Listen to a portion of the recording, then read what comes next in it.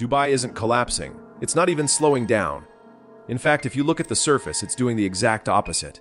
The city is expanding at a pace that feels almost unreal. New towers rise faster than ever. Property deals close within hours. Airports are handling record-breaking passenger numbers. Global investors continue to flood in, chasing opportunity, security, and status.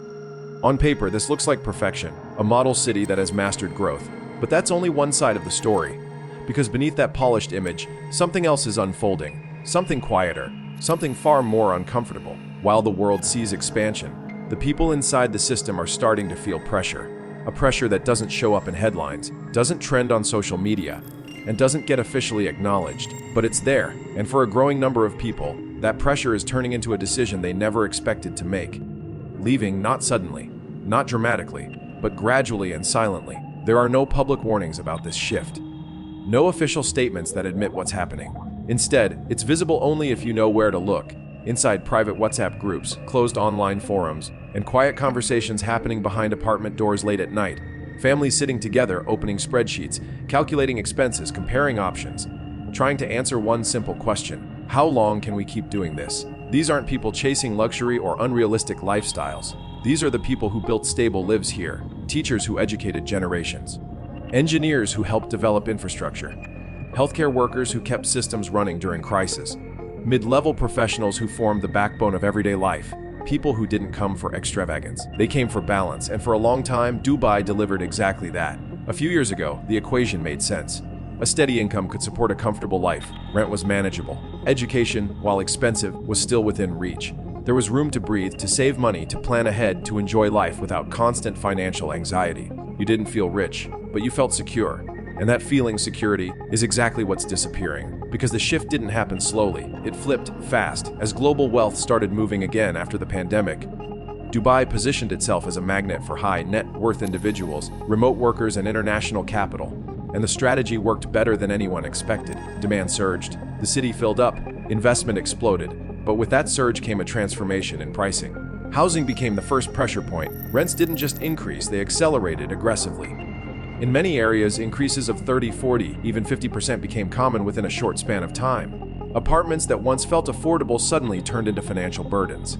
Lease renewals became moments of stress instead of routine updates. People opened their contracts and realized they couldn't justify staying. But housing is only the beginning, because the real issue isn't just rising costs. It's the imbalance between costs and income. While expenses surged, salaries remained largely unchanged. Across multiple industries, mid-level professionals saw little to no meaningful increases. No adjustment for inflation. No alignment with the new economic reality. So the financial equation that once worked broke apart, and once the math stops working, everything else follows. Because after housing comes the second education. For many families, schooling is not optional. It's a core requirement. One of the main reasons they chose Dubai in the first place. But school fees have continued to climb year after year, often at a pace that far exceeds income growth. What used to be manageable has now become overwhelming. For one child, it's a strain. For two, it's a serious financial burden. And when you combine rising rent with rising education costs, something critical happens. A large portion of income is already committed before the month even begins. At that point, life changes. It stops being about growth, it becomes about survival. Every expense becomes a decision. Every plan becomes a calculation. Vacations get canceled, savings slow down, investments are postponed, even small purchases are reconsidered. Life becomes tighter, more controlled, more uncertain. People start adjusting in every way they can. They move into smaller apartments, they relocate to cheaper areas, they share living spaces, they cut back on everything non-essential. But here's the reality most people avoid saying out loud: adaptation has limits. And once those limits are reached, something shifts internally. The mindset changes. You stop asking how to stay. You start figuring out how to leave. And that shift is already happening, quietly but consistently.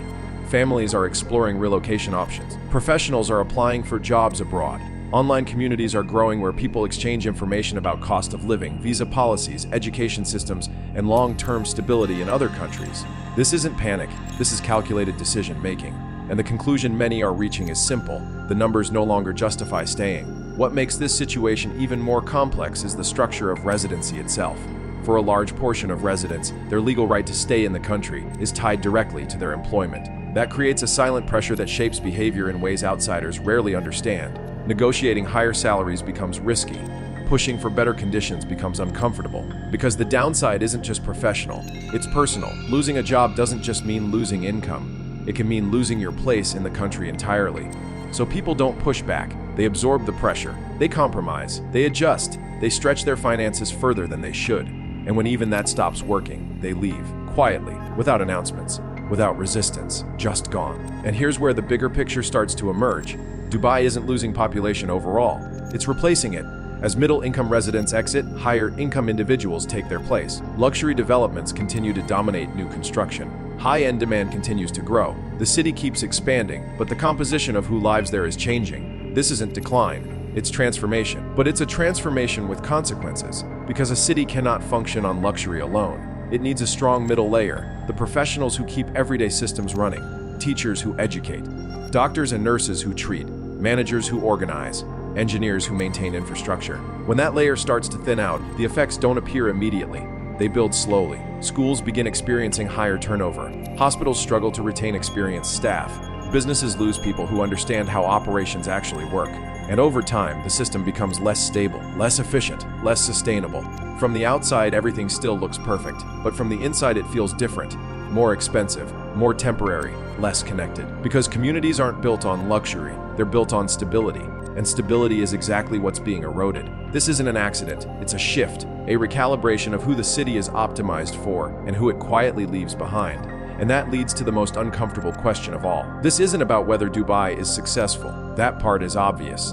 The real question is, who is that success actually designed for? Because when a city becomes too expensive for the very people who built its foundation, the consequences don't appear all at once. They develop quietly beneath the surface until they reach a point where they can no longer be ignored. Right now, that process has already begun, quietly, gradually, systematically. And by the time it becomes visible to everyone, it may already be too late to reverse. So maybe the question isn't why people are leaving. Maybe the real question is, who can still afford to stay? If you're seeing similar cost pressures where you live, don't ignore it, because these shifts don't happen overnight. They build slowly until they affect everyone. Like this video, subscribe to the channel, and share your thoughts in the comments, because what's happening here might be the beginning of something much bigger.